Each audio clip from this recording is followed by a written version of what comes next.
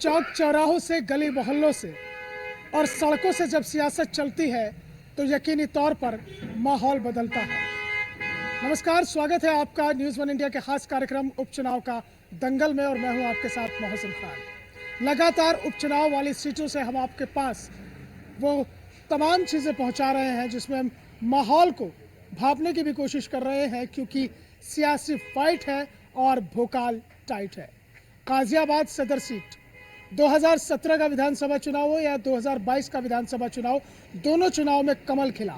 2012 में बहुजन समाज पार्टी से आप विधायक रहे, यानी कि सीट का मिजाज लगातार बदलता रहा। लेकिन अगर पिछले 10 सालों की बात करते हैं, यानी कि 2 योजनाओं की अगर बात करते हैं, तो यहाँ पर कमल खिलता रहा। लेकिन अब चुनाव में माहौल क्या है, इसी पर बातचीत करेंगे गाजियाबाद सदर सीट के मतदाताओं से और जानने की कोशिश करेंगे कि कितना माहौल जो है बदल रहा है, या माहौल का रुख किस तरफ जा रहा है। बहुत बहुत शुक्रिया आपका। गाज़ियाबाद का जो उपचुनाव चल रहा है, अभी कल डिटेल आई थी, इसकी डेट्स आई थी कि 20 तारीख को हो गया, लेकिन चुनाव दिवाली और त्यौहार करके अभी चुनाव कल से ही शुरू हुआ। लेकिन जो अब तक लोग बाग बताते भी हैं तो वो एक पक्षीय चुनाव नहीं है। ये जो पहले सोच रहे थे ना एक पक्षीय चुनाव है, यहाँ बीजेपी जीतती है, लेकिन एक पक्षीय चुनाव नहीं है। इस बार चुनाव बहुत अटका हुआ है। अच्छा, बिल्कुल, और बहुत कम मार्जिन से जीत किसी की भी है। गठबंधन आपको क्यों लगता है कि इस बार जो है गाजियाबाद का जो माहौल है यहाँ पर भोकाल टाइट हो रहा है? देखो, कुछ पॉलिसी हैं, अगर योगी जी की पर्सनल बात करें बहुत अच्छे हैं, लेकिन सरकार की बात करें तो सरकार में कोई ऐसा काम नहीं हो रहा जिससे कि बीजेपी को वोट दी जाए। ये आम पब्लिक की वर्ड है, मेरे नहीं है। आम पब्लिक परेशान है, चाहे वो केंद्र की सरकार हो चाहे वो स्टेट की। पर ना कारोबार है, ना नौकरी है, और महंगाई जरूर से ज़्यादा है, और ना किसी की सुनवाई है, कहीं किसको। आपको यानी कि ऐसा लग रहा है कि जो पीडीए है, पीडीए का कार्ड भी चल सकती है। हालांकि आजकल तो नारों का बड़ा दौर चल रहा है, क्या नारों से नैया पार होगी। कोई कह रहा बटोगे तो कटोगे, कोई कह रहा जुड़ोगे तो जीतोगे, कोई कह रहा यहाँ रहोगे, आगे बढ़ोगे, सुरक्षित रहोगे। नारों से ज़्यादा फर्क नहीं पड़ता, काम से फर्क पड़ता है। हर आदमी की जेब से पैसा निकल रहा है और उसमें उसकी जेब में पैसा आ ही नहीं रहा। टैक्स बहुत ज़्यादा है, तो इसलिए नारों से कोई किसी का कुछ नहीं होना। नारे तो सब 4 दिन के नारे चले जाएंगे। ये जब तक चुनाव आना, इन नारों का मतलब भी बदल जाएगा। अच्छा, 20 तारीख तक चुनाव, नारों से कुछ नहीं हुआ आज तक, हुआ है काम से, विकास से। आपकी नज़र में फिलहाल गाजियाबाद सदर सीट पर किन के बीच आप मुकाबला देखकर चल रहे हैं? दो ही गठबंधन और बीजेपी, इन दोनों में ही टक्कर है। एनडीए वर्सेस इंडी गठबंधन। हाँ जी, दोनों में टक्कर है, और बहुत कम मार्जिन से हार जीत होनी है। आपको क्या लग रहा है, गाजियाबाद का क्या माहौल चल रहा है? देखिए, हमारा तो मन कांग्रेस को देने का था, लेकिन अभी गठबंधन है तो सपा को दे दी गई है सीट, तो हम अब उन्हीं को सपोर्ट करेंगे, क्योंकि हम इस सरकार से बहुत परेशान हो चुके हैं। बहुत महंगाई है, सरवाइव करना बड़ा कठिन हो गया, इस समय जीवन जीना बड़ा भारी हो गया है। कहाँ एक सिलेंडर हमारा एक्स्ट्रा घर में भरा रखा रहता था, अब हम बोलते हैं अपने घरवाली को कि 2 दिन 3 दिन पहले बताना अगर सिलेंडर ख़त्म हो जाए तो हमें तब बुक करना है। अब 1000 रुपये 800 रुपये का इंतजाम करना है। ये हो गया है आज की डेट में, सर्वाइव करना बड़ा भारी हो गया है। इस सरकार से हम परेशान हो चुके हैं। आपको लग रहा है कि उपचुनाव में जो है महंगाई और बेरोजगारी जैसे मुद्दे चलने वाले हैं? नहीं, ऐसा कुछ नहीं है, लेकिन शुरुआत तो होगी।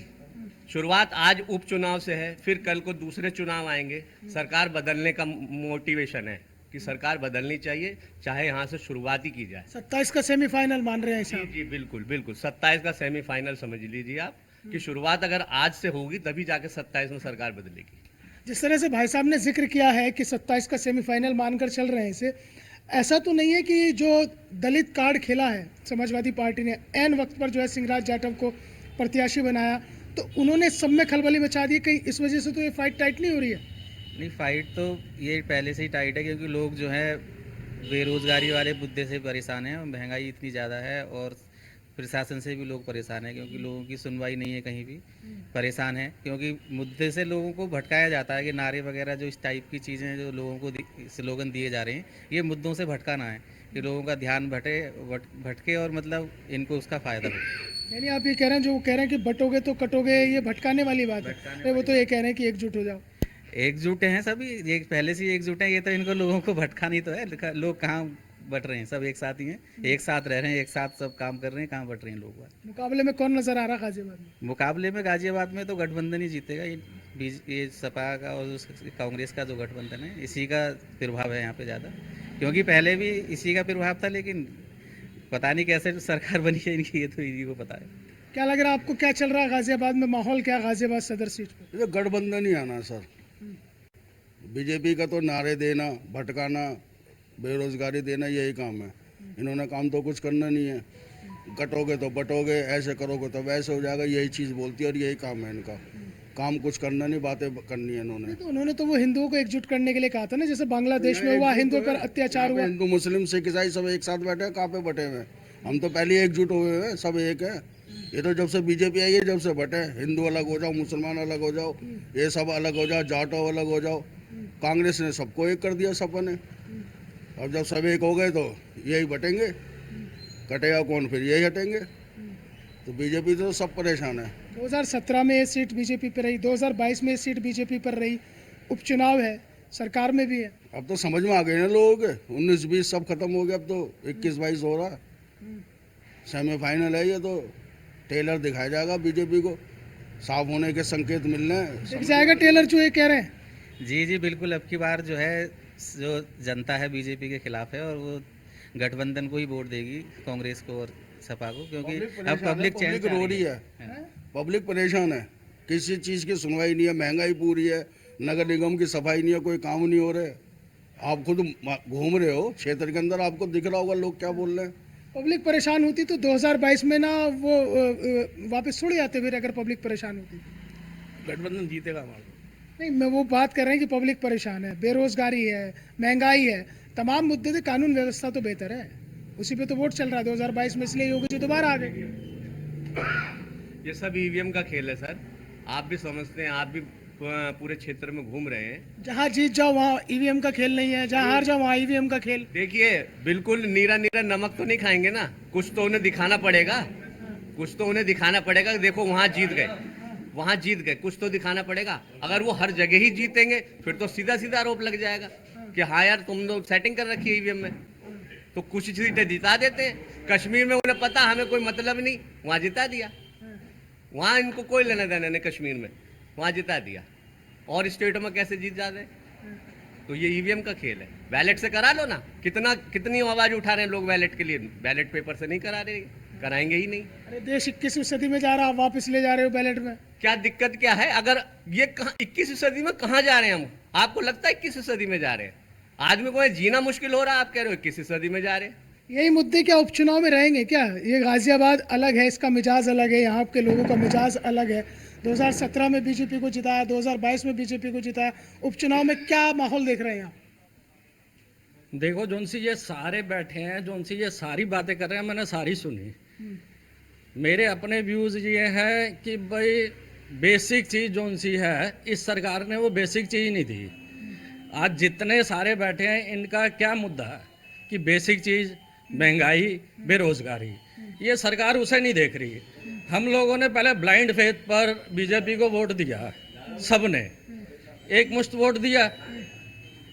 पहले कह लो पहला चुनाव, दूसरा चुनाव तक हम मान सकते हैं कि ये जीत रहे हैं।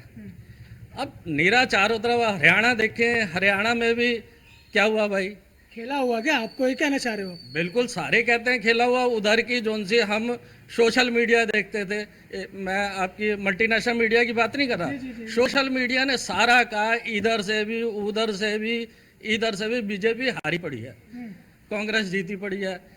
ठीक है, अब मेरे भाई का कहना ठीक था, ईवीएम मैडम जब तक ये है ना, जब तक ये बीजेपी ने जीतना है, ना इन्होंने बेसिक चीज़ें देनी है, ना ही इन्होंने बेरोजगारी देखनी है, ना महंगाई देखनी है।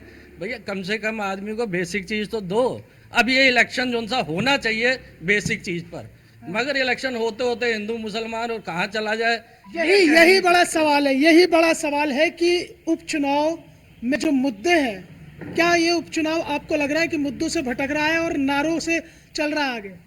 देखो नारे जोन से है ना, नारे तो नेता देंगे, मगर नेता नारों में कौन फंसता है? अपनी बुद्धि से काम करें। ठीक है, मुझे लगता है कि बीजेपी का जो सा खेल है ना, ये बुद्धि का है। ये बुद्धि सबकी कैप्चर कर रहे हैं। लास्ट में आके हिंदू मुसलमान कर देंगे, बेसिक चीज़ ख़त्म कर देंगे। बैलेट पेपर की आप बात कर रहे हो कि 21वीं सदी में हो बैलेट पेपर से चुनाव कैसे हो। भूल जाना, हम हजारियों साल पुराना धर्म है, आज क्यों पकड़ के बैठे हैं हम, क्यों पाठ पूजा करते हैं, क्यों करते हैं। बेसिक चीज़ें जो सी शुरू से चलती आ रही है ना, जो सी हमारे अंदर बड़ी हुई हैं, उसे तो हमने लेके चलना ही है। अगर ईवीएम पे क्वेश्चन मार्क हो रहा है तो बैलेट पेपर से करने में क्या हर्ज है। बैलेट पेपर से करें मैडम, ईवीएम को हटाएं और फिर चुनाव होगा। हिंदू मुसलमान ना करे। गाजियाबाद सीट पर आपको क्या माहौल नजर आ रहा है? देखो, अंदर से तो सारे ये कहते हैं कि नहीं इस बार चेंज है, मगर फिर इलेक्शन होगा, फिर क्या होगा, हरियाणा होगा, क्या होगा ये हमें पता नहीं है ना। बेसिक चीज़ पर बैलेट पेपर से करें, वो बेसिक चीज़ से करें। जो उनसी भी सरकार है, बीजेपी है, कांग्रेस है, सपा है, सबको मंजूर है, मगर उनकी ज़रूरतें तो पूरी हों, बेसिक चीज़ तो हमें मिले। मूलभूत सुविधाएं जो लोगों की हैं उनका जिक्र कर रहे हैं, तो क्या आपको लगता है गाजियाबाद सदर सीट पर मुद्दों पर चुनाव हो रहा है या फिर जो नारे चल निकले हैं उन पर चुनाव हो रहा है? चुनाव तो मुद्दों पर ही होगा, नारों पर नहीं होगा। और मुद्दे यही है कि लोग परेशान हैं, और जो भाई साहब ने कहा इन्होंने ईवीएम वाला जो मामला है वो बहुत बड़ा उसमें घोटाला लगता है, क्योंकि जहाँ जन जन बच्चा, जन जन पब्लिक आवाज़ ये कह रही है कि यहाँ सरकार कांग्रेस की बनने वाली है, और वहाँ पर एकदम परिवर्तन हो जाता है। हरियाणा का जिक्र कर रहे हैं। हाँ, हरियाणा का जिक्र कर रहा हूँ, तो परिवर्तन हो जाता है। ये बहुत बड़ा खेल है। और बाकी जो है महंगाई से तो सब लोग परेशान हैं ही। ऐसा महसूस होता है कि गवर्नमेंट हमारा व्यापारी है और हम उसके कस्टमर हैं। एक स्वतंत्रता जो वाली बात है वो नहीं है। अच्छा, ये बताइए गाजियाबाद में क्या माहौल नजर आ रहा है आपको भी? फिलहाल गाजियाबाद में गठबंधन की स्थिति मजबूत है, क्योंकि यहाँ पे समीकरण जो जिस हिसाब के हैं, और लोग भी काफ़ी वोटर भी पीछे हटा है बीजेपी से, और समीकरण मजबूत है, गठबंधन का प्रत्याशी भी मजबूत है, तो शायद हो सकता है सीट निकल जाए। क्या समीकरण बन रहे हैं? क्या समीकरण की आप बात कर रहे हैं? क्या आप दलित मुस्लिम समीकरण साधने की कोशिश कर रहे हैं? हिंदू मुस्लिम भी है, प्लस कांग्रेस की वोटर्स भी हैं, और प्लस जो लोग महंगाई से और बेरोजगारी से परेशान हैं वो लोग भी हैं। तो कहीं ना कहीं ये सीट जो है निकल सकती है। मैं जिक्र कर रहा हूँ कि मुद्दों पर चुनाव दिख रहा है, कि मुद्दों पर जो 9 विधानसभा की जो उपचुनाव की सीटें हैं वहाँ पर चुनाव जो हो रहा है, लेकिन हम गाजियाबाद सदर सीट की बात करते हैं, वो मूलभूत मुद्दे क्या हैं जिन पर नेताओं को जाना चाहिए? क्या वो जाते हुए दिख रहे हैं उधर? मुद्दों पे चुनाव तो आपको बीजेपी से क्वेश्चन करना चाहिए, वो सरकार में है। आम जनता से भी तो वो किस मुद्दे पर चुनाव लड़ रहे हैं? मुद्दों पर तो चुनाव लड़ते ही नहीं। वो तो लड़ते ही नारों पर चुनाव लड़ते हैं वो, और ईवीएम पे लड़ते हैं। मुद्दे सरकार की तरफ से जो प्रोवाइड करना चाहिए फैसिलिटी, सरकार का काम है पब्लिक की सेवा करना, वो है ही नहीं। कोई पब्लिक की सेवा सरकार करके क्या है? गाजियाबाद सदर सीट के मुख्य मुद्दे क्या हैं, जो समस्याएं हैं मेन? जो भी हर शहर की समस्या है वो गाजियाबाद में सबसे ज़्यादा है। पूरे हिंदुस्तान में जितनी भी समस्याएं हैं सबसे ज़्यादा गाजियाबाद में है। यहाँ ना कोई नेता है और ना कोई अधिकारी है। योगी जी खुद अच्छे हैं बस। अच्छा, हाँ, सरकार का कोई काम नहीं हो रहा। योगी जी ठीक है, योगी से कोई बैर नहीं है, लेकिन जो उनके अधिकारी हैं या जो उनके शासन और प्रशासन में बैठे हुए लोग हैं उनको लेकर जरूर सवाल है। मुद्दे कहीं दिख रहे हैं या मुद्दे वो गौण हो गए हैं गाजियाबाद सदर सीट पर? मुद्दे तो सर कहीं भी दिखाई नहीं दे रहे, क्योंकि मुद्दों पे तो चुनाव है ही नहीं कहीं भी, कि मुद्दों की कोई बात ही नहीं होती चुनाव के अंदर। चुनाव के अंदर जो है माहौल ही चेंज हो जाता है सारा, नारे आ जाते हैं, हिंदू मुस्लिम चुनाव बना दिया जाता है जब भी लास्ट टाइम पे चुनाव आता है। तो मुद्दों पे तो कोई बात ही नहीं है कुछ भी, क्योंकि जो ज़रूरत है लोगों की उस पर कोई काम ही नहीं है सरकार का। क्योंकि जो स्थिति जो धरातल पे होनी चाहिए, लोगों को जो फैसिलिटी मिलनी चाहिए, कुछ भी नहीं है सरकार में। इसमें सब लोग परेशान हैं आज के टाइम में। इसी मुद्दों से हट के नारों पे आ गया गाजियाबाद का चुनाव। यही चलता है, बीजेपी का तो यही काम है, नारे देना, काम नहीं देना, मुद्दों से हमेशा दूर रहना, कटोगे बटोगे, यही चीज़ है इन लोगों पे।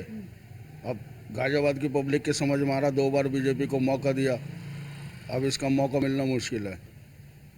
तो कुल मिलाकर गाजियाबाद सदर सीट पर जो उपचुनाव का दंगल है उसमें लोगों की मिलीजुली राय है। 2017 और 2022 में यहाँ कमल खिला, लेकिन उपचुनाव में क्या तस्वीर होगी ये चुनावी नतीजे बताएंगे।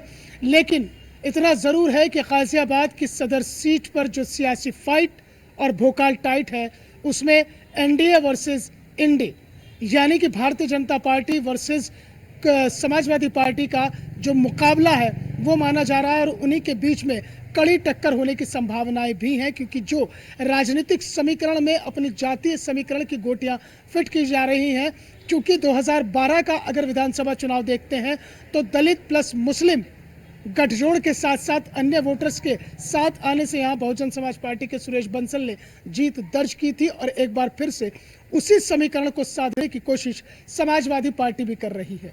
कामयाबी कितनी मिलती है ये चुनावी नतीजे बताएंगे।